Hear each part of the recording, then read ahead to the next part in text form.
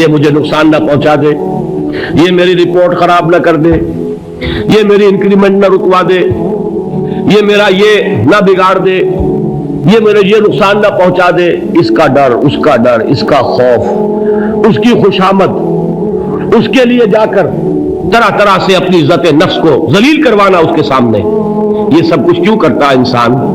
جب سمجھتا ہے کہ اس کے ہاتھ میں میرا کوئی نفع ہے، اس کے ہاتھ میں میرے لیے کوئی ضرر ہے، یہ مجھے کوئی گزن پہنچا سکتا ہے، یہ مجھے کوئی نقصان پہنچا سکتا ہے، یہ میرا کوئی کام بنا سکتا ہے، یہ میری کوئی ضرورت پوری کر سکتا ہے، اسی کا نام شرک ہے۔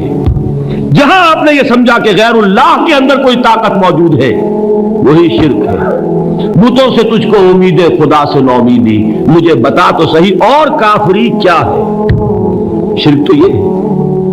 جس پر بھی تمہیں یہ خیال ہے، کلمہ ہے یہ کلمہ سوم، لا حول ولا قوت الا باللہ، ذرا اس پر دل کو کبھی اگر آپ تصور کریں، پھر فرض کریں، دل ٹھک جائے، اس پر کوئی طاقت نہیں،